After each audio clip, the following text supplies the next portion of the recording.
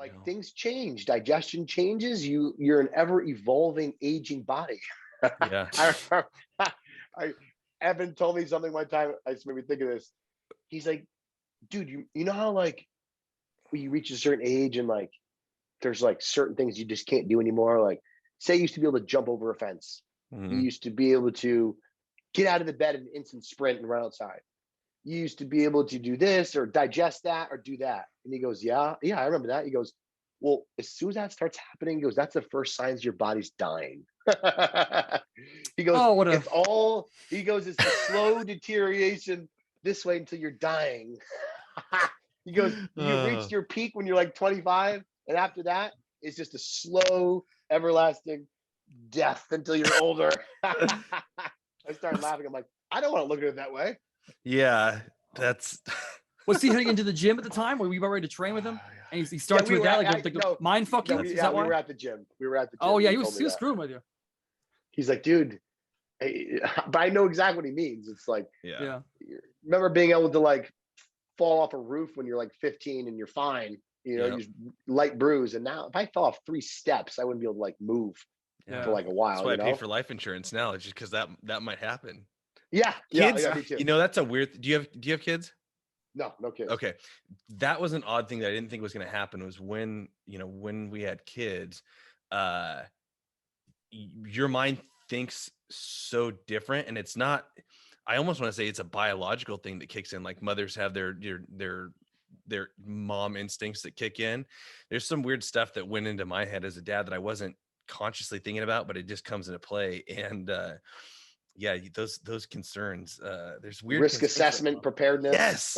Yes. All those things you don't think about, but I may be glad that I am thinking about it, because I mean, I don't want to be one of the guys that adds to the list of, that die way too early because they fall off a cliff, because I do some fairly extreme things sometimes. But yeah, it puts things in perspective, and also really made me want to chase longevity to be able to do those things with the lowest risk of injury, so I can I don't have kids, but I have whole life and life insurance for my wife. I'm the same way. I hear people do these risky things and I'm like, wait, the wife's losing their house within a week.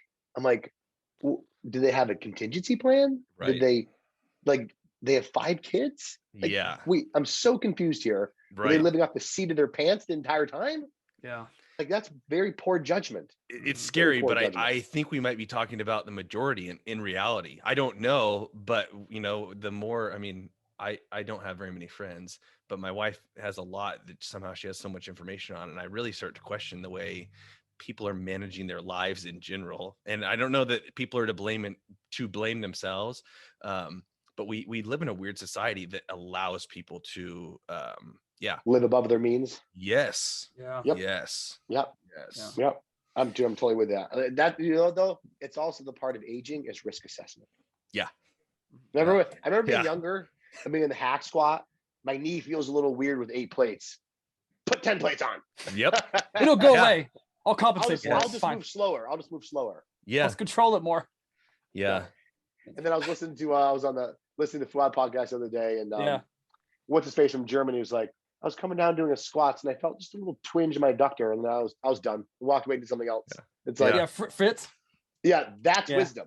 That's wisdom. Yes. Yes. Yeah. I wish you could acquire that. Yeah. Vicariously. We would have never. It's a school of hard knocks, though, and that's one thing for the listeners who are young.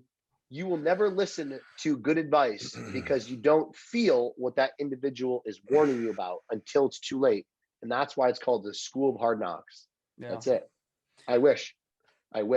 Oh. It's funny you brought that up, because I trained at Westside Barbell for a long time. And that's pretty much how it is. Like, oh, what, you felt something in your back? Put another plate on. See if it's still there. It's fine. That's like another plate on there. See if it's still there. What happens? The weight might allow you to get a deeper stretch there. Yeah. No, they'll just tell you, wow, just instead of monsters, use the mini bands. It's fine. All right. There's some merit to that. Do you remember? I remember when I used to be a really heavy squatter, and I remember 135 felt freaking weird. Sure. Oh yeah. 225. Kind of puts you into the hip hinge, right? Yep. Yes. Puts you into the hole. Oh yeah. And then 315 was like, oh, it's really comfortable. Yep. And And then those as are the you- warm up increments too. You just plate until 4, and then you start thinking about stuff.